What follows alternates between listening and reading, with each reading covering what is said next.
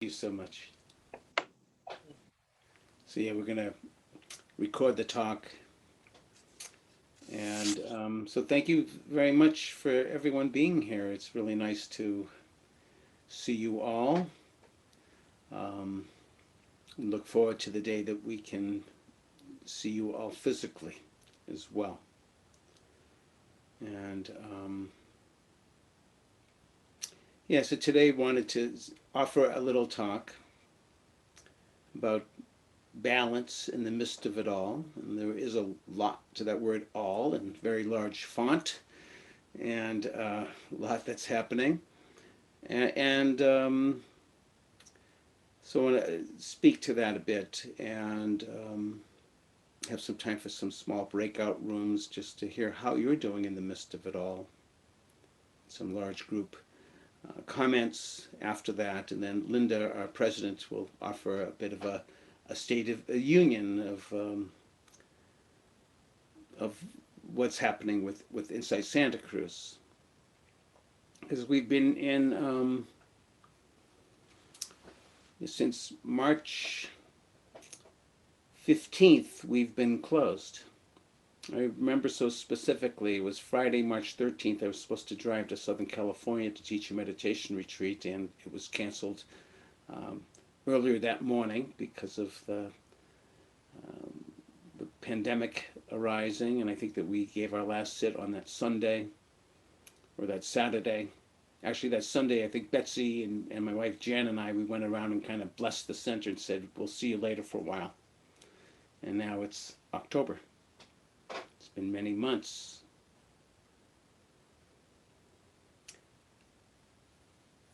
Yesterday, I was talking with a friend, and she was asking about, the polarities that are happening in our country, and if not in the world, of course, of those more supportive to the right, those to the left, those up, those down, those that are Republican, those that are Democrats, and so forth. And how do we come together? And it's a great question. And what comes to me is to find our common humanity. I know it may not be easy, but each of us has head hair, body hair, nails, teeth, skin, flesh, sinews, bones, bone marrow, kidneys, and so forth. We are all human. And so, how do we find our common humanity so that we can understand one another?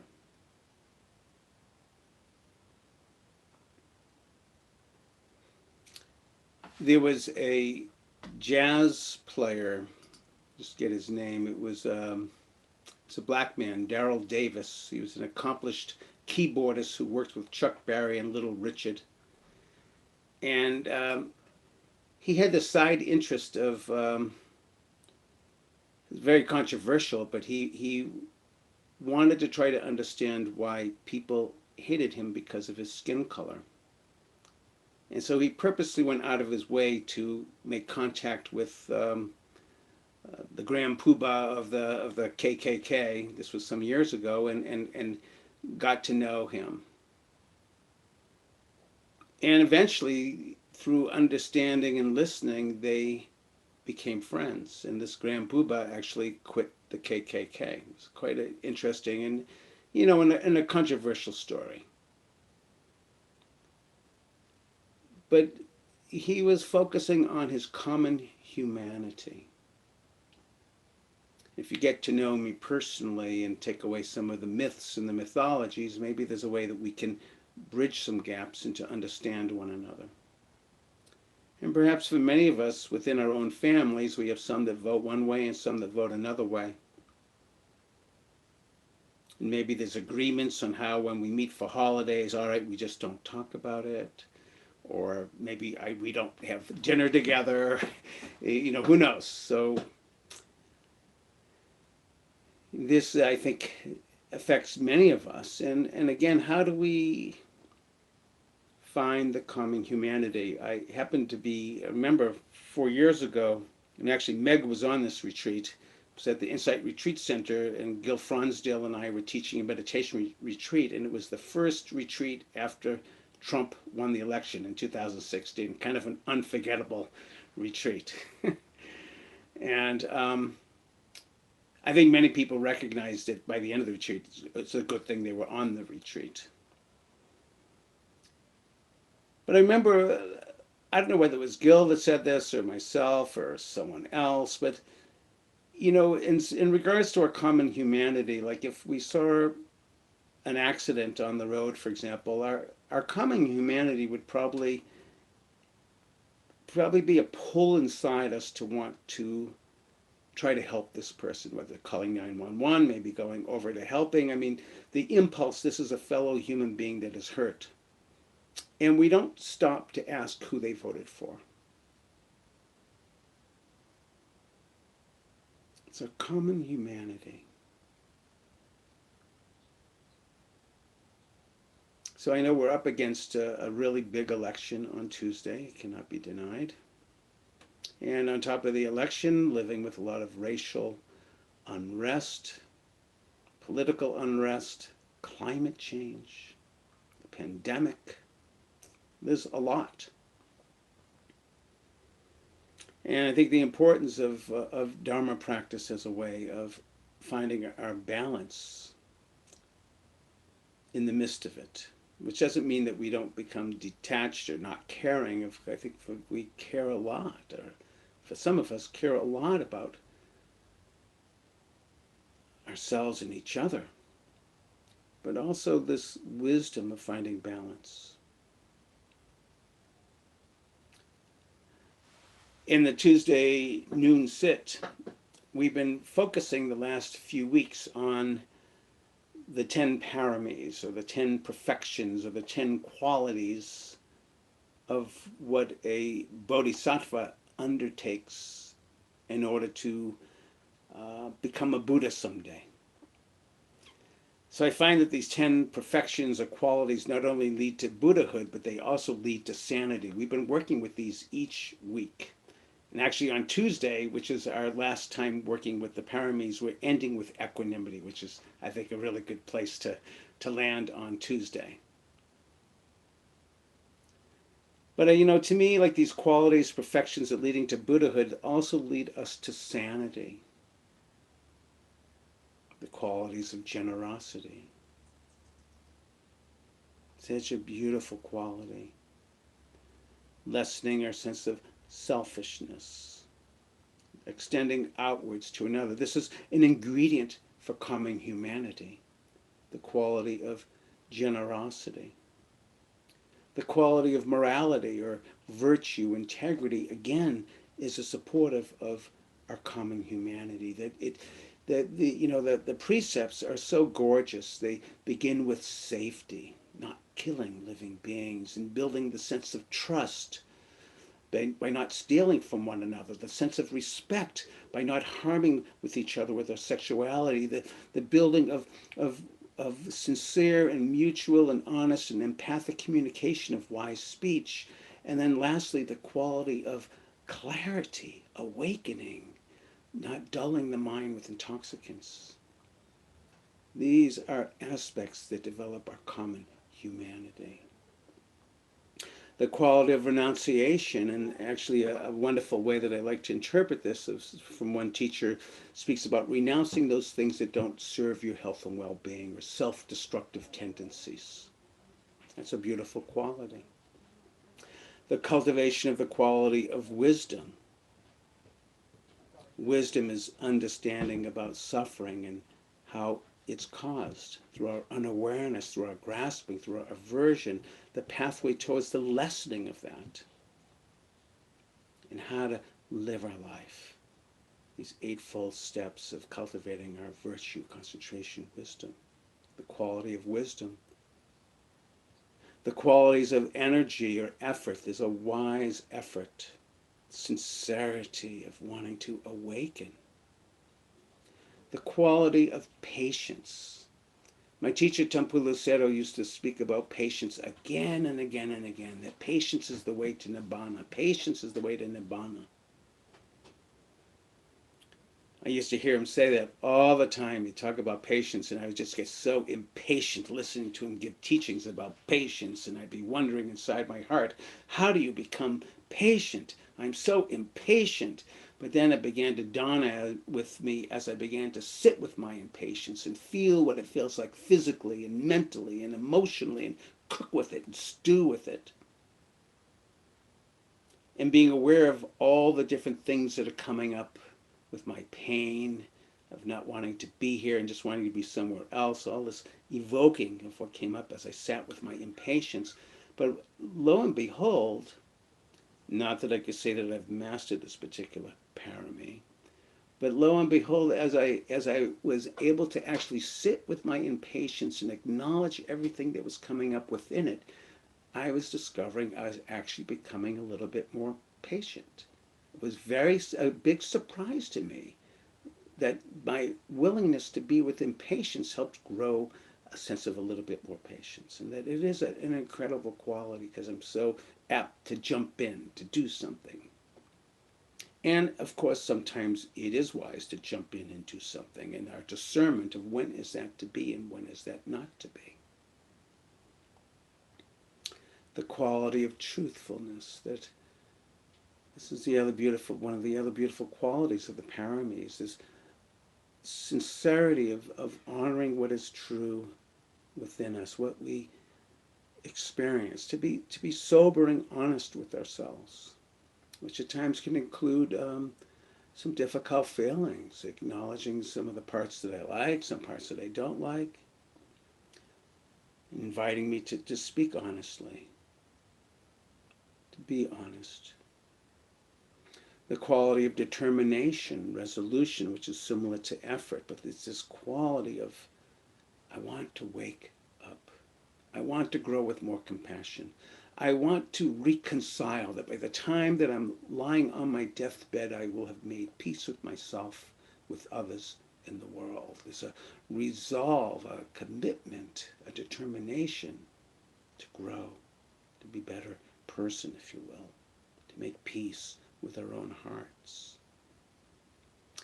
The last two qualities, loving kindness, that which softens the hardened heart. This understands our common humanity. Perhaps for many of us, we begin to discover that most of us, we want to be happy, we want to be safe, we are scared of being in pain, scared of not having enough. No matter who you vote for, there's that sense of wanting to have safety, to be safe.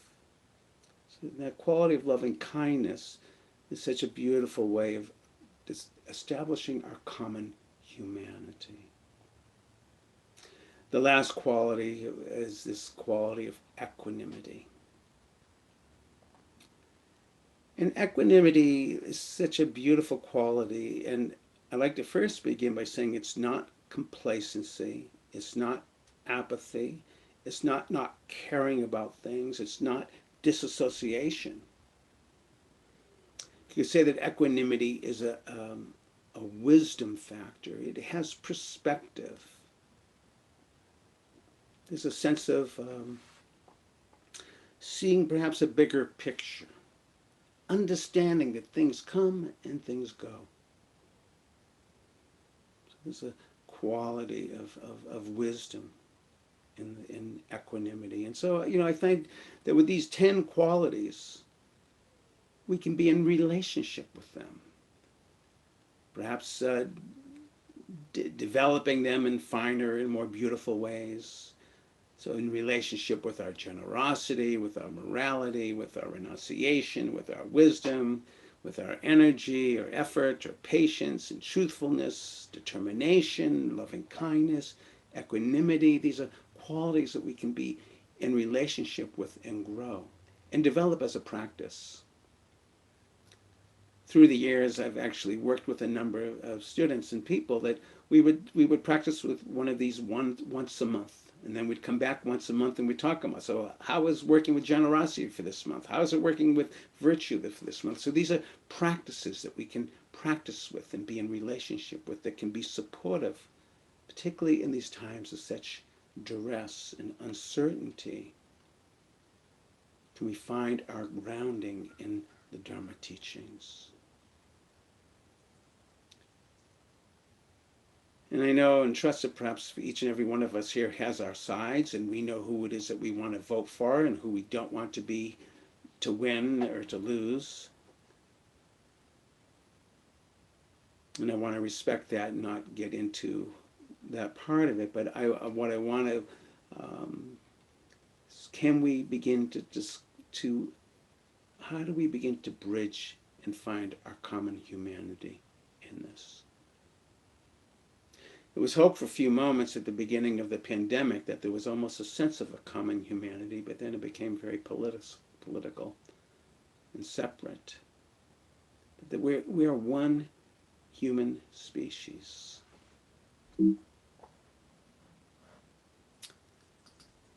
Carl Sagan, who is an astronomer, and shortly before his death, he helped arrange in this satellite, it's called the Voyager. I think actually the Star Trek Voyager is named after that. But they managed to actually take a picture out beyond Pluto of the planet Earth. So it got far out on the edge of the solar system, and it took a picture from, and looking back, and so this is some of his field notes. It's called that pale blue dot. He said, we succeeded in taking that picture from deep space, and if you look at it, there's a blue small dot. That's home. That's us. And on it, every one you ever heard of, every human being who ever lived out their lives.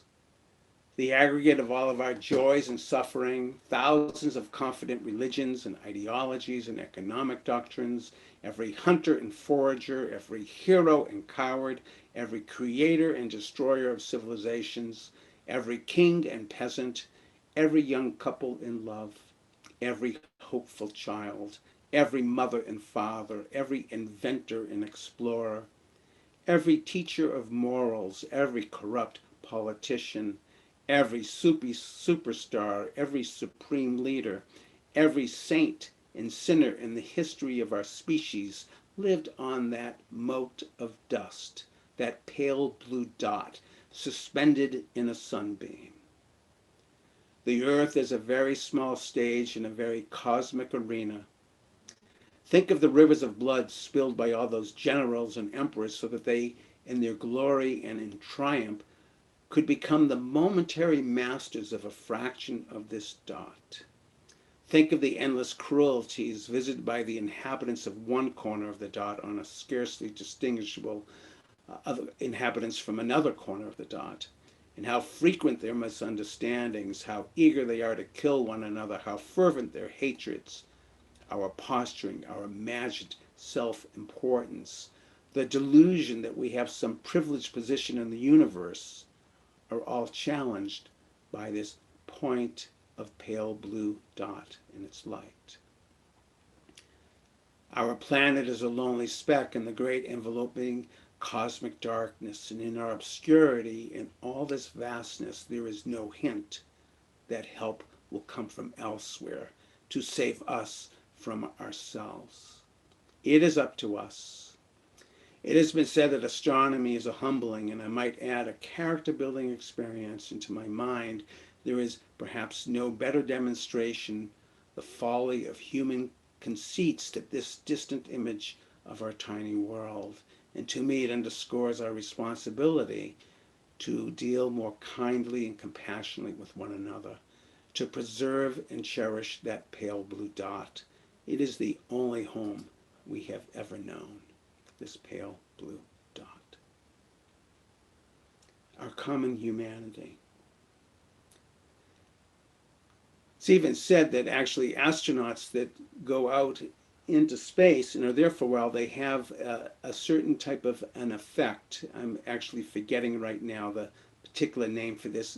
It's a phenomena that happens with some astronauts where they see the whole world for the first time, and it transforms their consciousness. I know this happened to Edgar Mitchell, who was one of the people that landed on the moon. And after being an astronaut, he founded the Institute of Noetic Science and devoted the rest of his life to spirituality and science.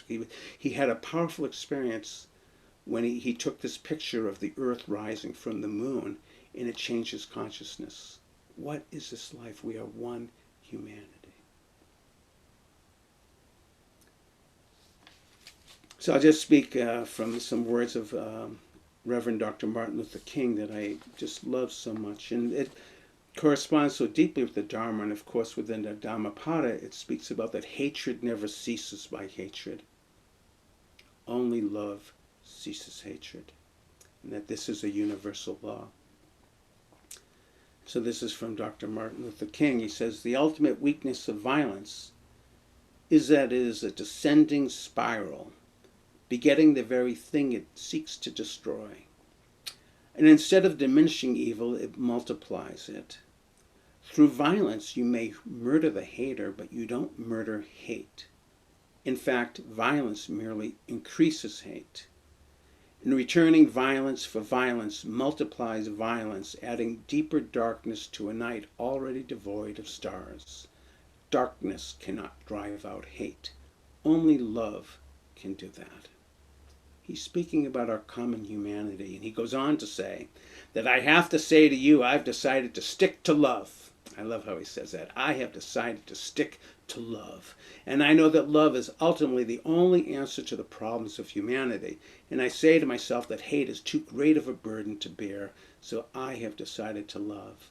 If you are seeking the highest good, I think you can find it through love. Dr. Martin Luther King. So we're entering into, we have entered into these times of uncertainty, and I know that for many of us, including myself, Tuesday's quite a day, the election day, and of course we may not know for some time after. But I just want to invite us as a community, the Dharma, teachings of the Dharma, the Buddha, the Dhamma, the Sangha, the awakening, the teachings of awakening, the community supports each other awakening, that we are a community, and these Dharma teachings are accessible for us to practice, to ground us, and to remember our common humanity,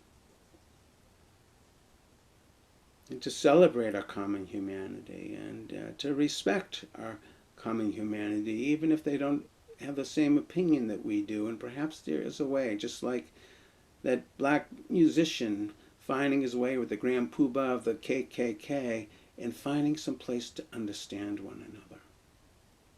That's an extreme example, of course, but anything is possible if we begin to listen and to understand. So let's just sit for a few moments, and then we'll take a pause, do some small groups to discuss and connect with each other. So just sitting for a few moments, just sensing into the body and acknowledging whatever's present.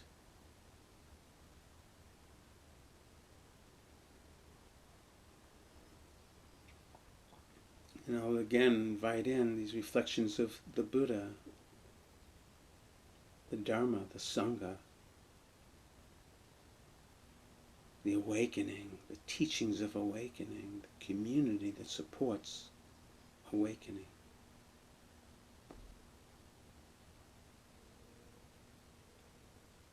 May this be a deep refuge.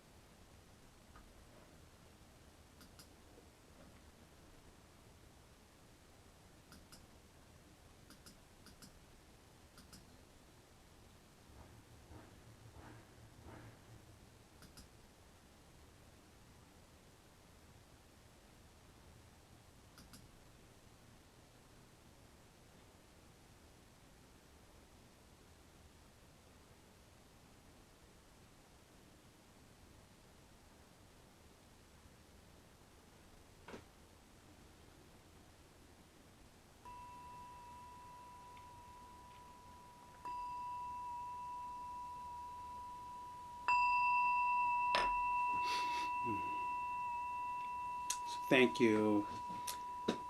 So we'll shut off the recording for now, and then we'll re-record again when Linda gives her talk, but we won't record the discussions parts.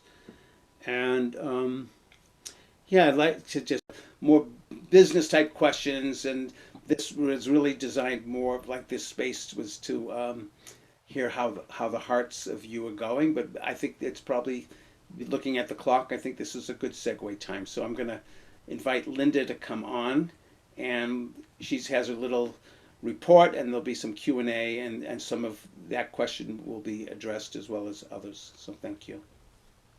I have to go. I loved looking at seeing everyone, and oh, I hope to see you again soon. Thank you. And just to let you know, Kim, this is being recorded, so this will be also on the website for people to Okay. look. Bye-bye. Bye-bye. So Linda, you got the mutes. So I think Bob just did a lot of the presentation here, but we'll give it a shot. I don't know what to say about the environment. We are the only thing that's constant right now is inconstancy, it's inconsistency, it's change, it seems. And although we still got everything that we've all been talking about, since we last met in June, we've also had the fires and their devastating impact on some of those who lost their homes. We've had passing of some of our Dharma friends. But I also, one of the common threads I hear is this COVID fatigue, it's tiring. And so that's a reality. But as we just keep things going. And so what I want to do is talk to you about some of what we're up to. And it includes the issues about our income and expenses and some of the ways in which we're planning. And it also includes questions about reopening. So this will only take about 10 minutes. So yeah, we've had, I don't know, on the program side, there's a lot that's been going on. It's, we still maintain the entire program during this period, which is unbelievable. And not only that, but then we increased the program, and some really interesting and unique things have been, showing up on the program side. And if you haven't, we tend to go to the things that we're comfortable with and used to, but there's some really amazing things that have come. I mean, Kim and Diane, I think, are doing a program together. Meg, Kevin, and Carol started their Monday nights. It's close to being done, I believe, but it's just been this beautiful summary of all of the different, Buddhist, teachings in a succinct way. All of these things are recorded as well. Karen Zellen's provided some additional classes. We have an upcoming retreat that's coming, starting in a month or so. If you haven't, a few weeks, I think, if you haven't signed up.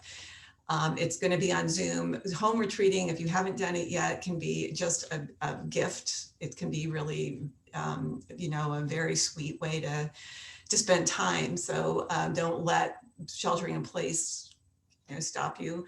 We've got a new teacher that came on board, somebody who's who just graduated from the Spirit Rock 4-year teacher training, which is fairly intense. JD Doyle, JD has taught with us a bit. They're also going to be offering a program called Buddhism as a Liberatory Path that's really in line with the work that we've been doing about our, about whiteness and our own, issues along social justice and racism. And the start date will be postponed. It was postponed until after the election and the beginning of the year. So just, programs plus all the regular sits and all the regular, teachers have just stayed connected, which is beautiful. And we couldn't have done this at all without the technology support that we've gotten from, thank you, Larry and Lance and Karen and Kara and others that in spite of some ups and downs that we've had along the way, we've really had these dedicated volunteers who moved mountains as far as I'm concerned and got us up and going. And even when we did have, in the beginning, it was a little rocky, and then we had some things show up later, but reliability has improved, speed has improved. We've had very little complaints about the Zoom these last couple of months. This function is as more important than ever, the behind the scenes piece on technology. It also includes the website, which has also helped us stay connected. You remember we just gone live with it after our last meeting, and it continues to improve as well. We improved the sort function on the calendar. We're able to feature more than one program now. The newsletters and videos are all on the website. It's easier to navigate, et cetera. We're also working on a way to create a Spanish language presence that we're in the process of doing. So just want to acknowledge that Karen and Patty and Larry and Lance and others on both the website and the newsletter, which we've been running twice a week as a way to stay connected. We're going to change that now to twice a month. I mean, we ran it every week, and now we're changing it to twice a month.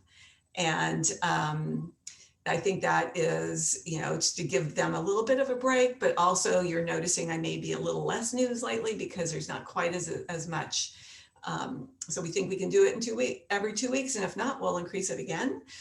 And there's also in that newsletter, I don't know if you've noticed, a care of the Sangha and meta request. And so I just want to open that up to anybody who's, has something that they need or would like, something like a meta, provided to them if you're going through hard stuff, whatever.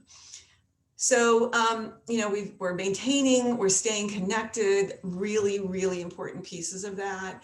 A big part of what we're also having to do is pay attention to the finances, and we are actually, managing the finances. We are collecting and depositing money. I want to say thanks to Patty and Betsy and Larry and Meg and others for helping us monitor all of that. Expenses, not a lot went away. As Alice asked about, I think it was Alice who asked about our rent. We are paying full rent at this moment. And we also have our other major expense, which is our one employee. Those are the biggest costs. And then we've added a little bit of cost related to technology infrastructure and the response to the regulatory requirements that was handed down by AB5. Any of you who weren't at the June meeting, call me and I'll tell you more about that again. I won't go into it in detail, but do want to remind us that, that created some expense, and it created some change in how we do things. So let me just take a little tangent and just reemphasize that with that change that started in March, it means that Insight Santa Cruz no longer pays teachers direct through the center, and all data that is offered to teachers goes directly to teacher from individuals. So we've set up a number of technological ways to do that online and through the website. So if that's not something you're comfortable with, there's also writing checks and mailing them in. But that's been really an important change, and remembering the teachers is an important piece of this process. The other thing that we did relative to expenses is we contacted the landlords a few, weeks ago, and then there was a fire and whatever, but we're back to active conversation with our landlords. And what we have been offered is a deferment. We asked for a decrease and they're offering a deferment. We're now in the fine print about what exactly that means. Does it mean we just pay later, or does it mean we pay later with the hope that they will forgive? Whatever, but we're looking into the details on that and hope that we can find some ways of relief. So on the expense side, that's where we are. On the income side, we're doing okay, thanks to you, the Sangha. And, we're receiving a little bit less per month, but it's really hard to analyze what that looks like. We're receiving a little bit less per month. But we think it's the annual fund campaign that's really been sustaining us, but we don't know that for sure. We don't have the baskets anymore, so we can't really monitor that separate from the money coming in via PayPal Giving, Stripe, Network for Good. But whatever the source, we are finding enough resources to maintain, at least for now, supplemented with the reserves that we have. And so that's good news. but what it also means is, how are we going to do next year? If in fact big portion of this has to do with the annual fund. And I want to just say that we had a long talk, a couple of talks with the board about whether we do another annual fund campaign, given people's issues around, some people lost jobs, having hard times with housing, impacts of the fire, etc. But we decided that as good stewards of the center, that we were going to do a campaign that basically bridges where we are right now and gets us through this period. So, and really it's a sustainability campaign, and the targets are less than what we had in the past, what we need to keep ourselves going. And if we need less, we will let you know that as well, if we are, if we are successful in the rent reduction. But that's really what the annual fund campaign is going to look like. And you're going to be hearing more of that in the next few days is when we'll kick that off. Board members have already made their pledges. So I guess this is a request to do what you can do. And, that's what we're requesting, and that's all we can expect. But we're really trying to maintain, all that we offer here, because we think, and hear that people are really appreciating it and needing it more than ever. Incidentally, I just want to say we just had a death in our family, which reminded me about my own passing, inevitably. And I just have been taking steps to remember Insight Santa Cruz in my own will. So that's another option that you have if you can't necessarily give now, to think about. And then other good news on the income side is Larry. How many times have we heard his name in these thank yous? But Larry applied for it, and it appears that we will receive money from the county in a stimulus-related grant. And it ended up coming via literally drawing, out of the hat, like it would, they didn't know how to allocate it. So we won the lottery, and we don't know exactly how much it is, but that is something that we get to expect. And again, if it's, significant, we'll let you know and we'll accommodate it, but thank you, Larry, and thank you, County of Santa Cruz, and thank you, the federal government, if that's where this resources came from. And then one other, so again, we're trying really hard, good stewards of this organization. So one other income related item that we want to share with you is exploring an idea about subletting our space. Or it's a share space agreement with some yoga teachers who contacted us. And after discussing it in different formats, the board met last week, and we decided to try a trial run for November and possibly through December. And during that time, we'll be analyzing and collecting information about how that works for them and for us, and the impact of our volunteers or our center in other ways. And it will also give us time to collect information from you about, your thoughts about this and whether you think it's a good idea. And it's going to give us time, and probably most importantly, to start the process of really looking at what you think about reopening to our own programs. So what that looks like. And so regarding reopening, we're ultimately, as a center, we're committed to a safe and welcoming space. And we're led by the, Buddhist principles, the compassion, loving kindness, non-harming. It's really what is driving us. And the question is, what's compassionate and what's non-harming in the world of COVID?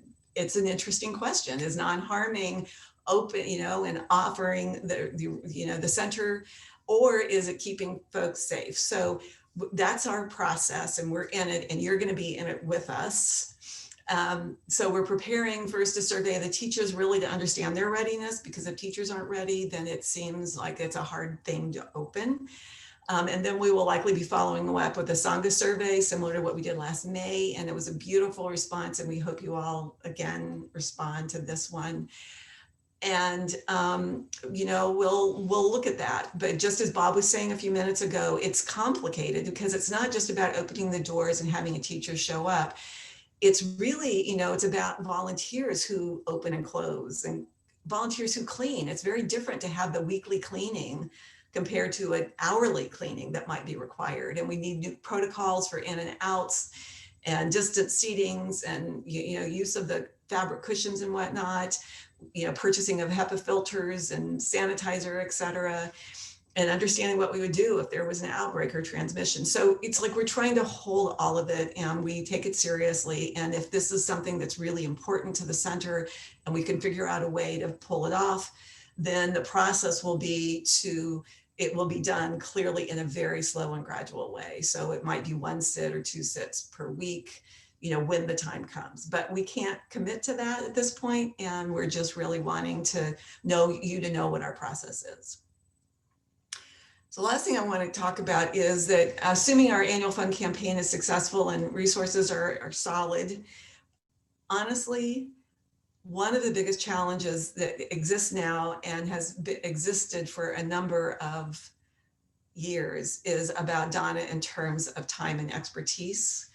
And I don't know if you've noticed on the newsletter how many times we have a request for volunteers or sit leaders or Zoom hosts or a treasurer or a tech people or whatever. And what's really interesting is that given the way we operate now, there is a need for these professional volunteers that didn't exist before. And it makes a difference, and it does make a difference, and it's really important, and we've got to figure out a way to meet that need.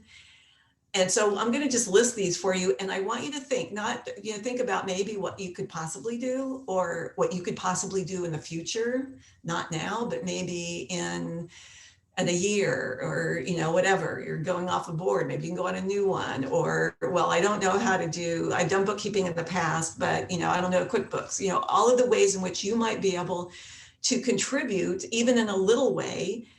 And think about that. And the other thing is knowing that whether it's you or maybe you have a contact or someone like Karen, was listening to what we needed, and she brought her husband in, and he's done amazing things. Larry, thank you.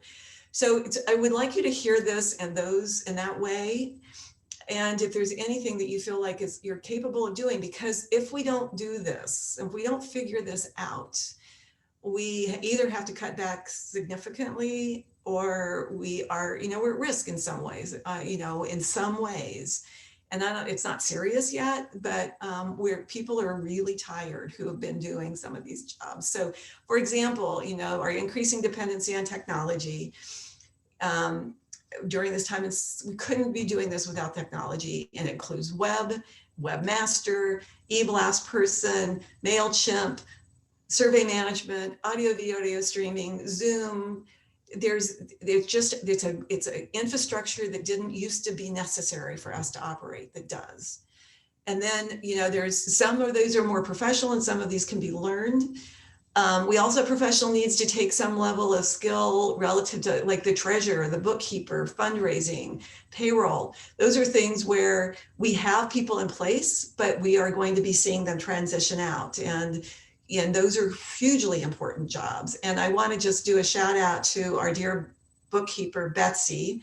I hope it's okay if I say this, but she's been doing this, I think, for 10 years. And I can't tell you how much we appreciate that. And I think she's stepping down in a couple of months, and we're going to need someone who can just monitor the QuickBooks, reports. It's, given what she's done and the revisions of how we've done things, it's getting easier, but it's a very important role. Treasurer, we need backup treasurer because Larry's going to leave someday, and et cetera. And then there's the operations stuff, volunteer coordinator, newsletters, writers and editors and facilities manager. And we've got people in those roles, but Carol, who I think has been doing volunteer coordination for, 8 years? I think is ready to share it with someone. And she's been stepping up in ways that are really invaluable in in teaching and whatnot. There's also leadership roles, board members, especially board officers. There's some who got like in their 7th or 8th year and their 3-year commitment on the board. So, and officers especially. And there's not to mention what it takes to support the program, the teachers, the facilitators, the sit leaders, the program coordinator, the program committee members, the Zoom hosts, the visiting teacher hosts. And lastly, when we do reopen, cleaning, open and closing, shopping, library, accepting and depositing data, which thank goodness Patty's been doing it for longer than Betsy's been doing her bookkeeping world. Thank you, Patty. Accepting and distributing mail. So I appreciate those of you who just listened for a few minutes of this long list, but it's important, and any ideas that you have that can help us figure this out, we'd really appreciate it, because we've really tried a number of things and we're struggling here. So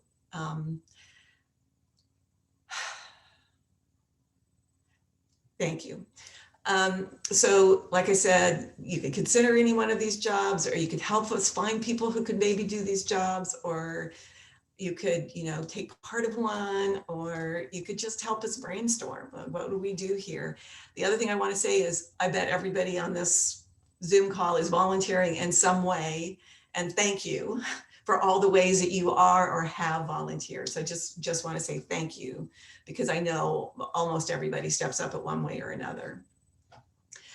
So the most important thing for me about this center and what we've experienced is community, and volunteering is one way for me personally to experience community, because we work together, but that's really what this is all about. And whether you volunteer or not, stay connected, stay involved, attend the sits, give us your feedback,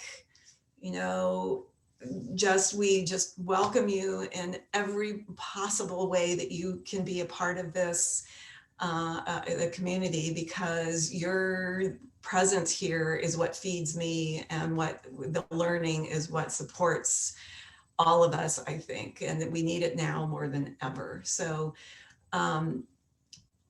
thanks for this operational administrative piece is always hard, because it feels like it takes away from this heart-mind connection, the practice piece of it. And I feel like that's really, really, really, really what's important here. So thanks for listening.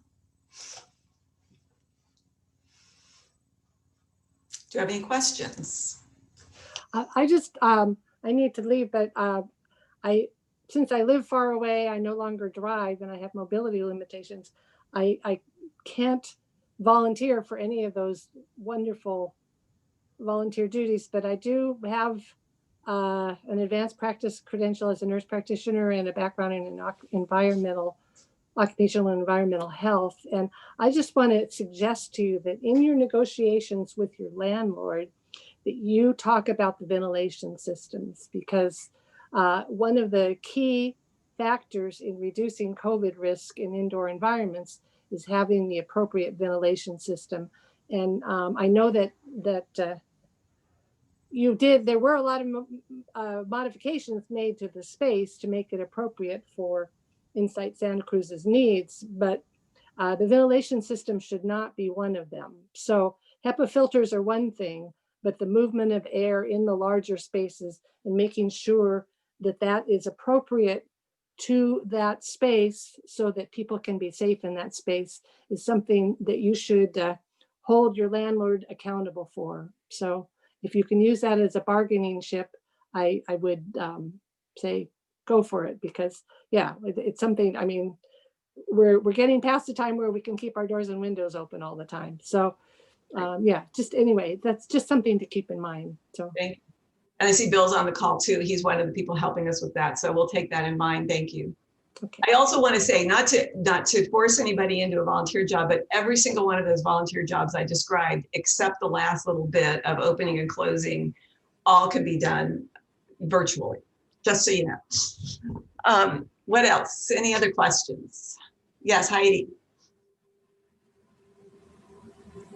Yeah, I'm really glad that Kathleen brought up the point about the ventilation. And I just wonder if, when we are beginning to think about what we'll need to do to reopen, if we'll have some more expert guidance, some scientific guidance on that, because it seems like we're talking about things like still worrying about fabric cushions, which we've now learned that that's really not much of a threat, or cleaning surfaces, that as Kathleen said, it's the air, it's the circulation, it's the filtration. But, you know, things have changed in our knowledge since the beginning of the pandemic. And I just want to be sure that we'll have the best possible advice as we look at what we need to do, so that we're not wasting effort on things that are really not very important. Okay, thank you. We're following the CDC and county, guidelines, but we will definitely be reminded that it's make sure we're using whatever's up to date and get the follow-up and advice we need. Yes, Bob.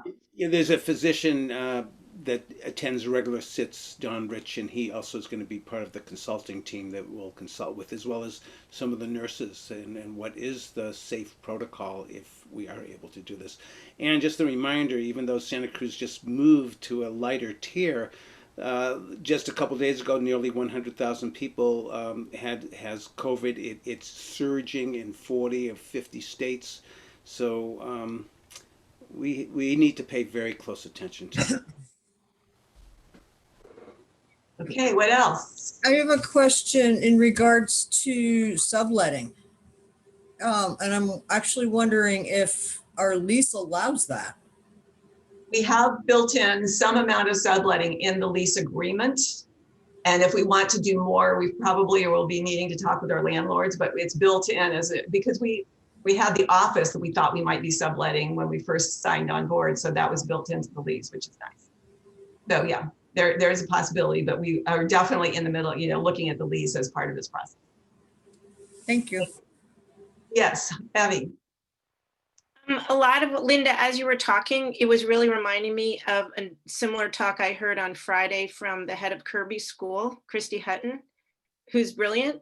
And it just struck me that that ISC is trying to navigate a lot of the same issues as the school is, especially in terms of weighing, sort of mental health with risk of COVID and that kind of thing. Christy's truly brilliant and has, in my mind, very, very good judgment, and is really science-based and is really conservative in terms of not wanting a single case of COVID to come through the school, and also is really concerned about people's mental health. She might be she's a deep thinker, and she might be a good person to talk to.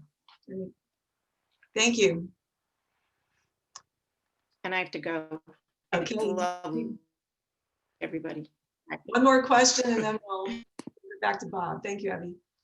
I have a comment that I'd like to add into the realm of the looking for bookkeeping people.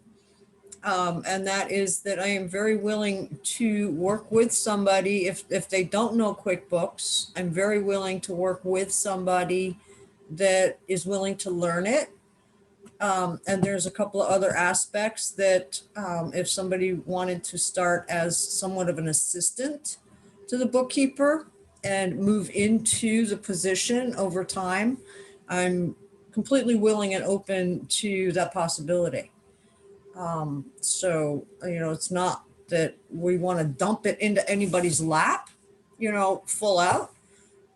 We really do need and want to have a smooth transition here. So if there is anybody that's interested in working with that in any capacity, to contact me or contact Linda or contact Larry. Great. So. Thank you. Thank you all. Appreciate your listening. So thank you, and we have a couple of minutes left, and we began with a sit. Let's end with a sit. And yes, I also just want to actually briefly just acknowledge Betsy. Sadhu, sadhu, sadhu. But also just sadhu, sadhu, sadhu. For those that don't know, that's the Pali for well done, well done, well done. And this noble path of purifying the heart and the mind. When we think about the lessening of these three causes of suffering that begins with ignorance, and because of that moves into craving and aversion. It's nice to reflect upon the opposite. With the lessening of greed, craving, there's contentment. So in these few breaths that we have together, falling away of greed and the rising of contentment.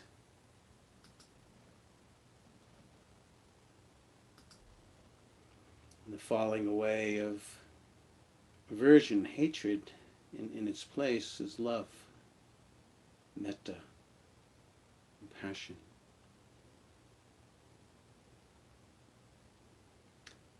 The falling away of ignorance or not knowing is clarity, is understanding of suffering, its causes, the path to freedom. So with these breaths in and breaths out, cultivating contentment that money cannot buy, the open heart of loving kindness and clarity or wisdom or wise understanding, these are supreme. These are the teachings of the Buddha.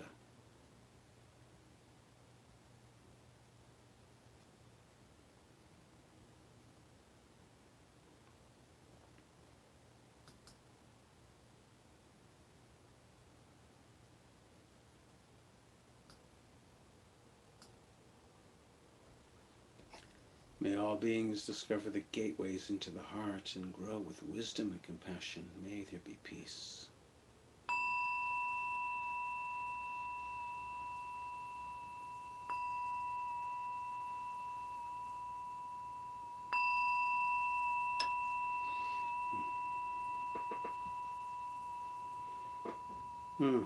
Thank you. This is so wonderful to be with you all. Thank you. We'll see each other soon. And keep going.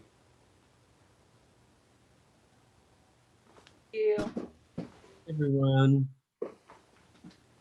You.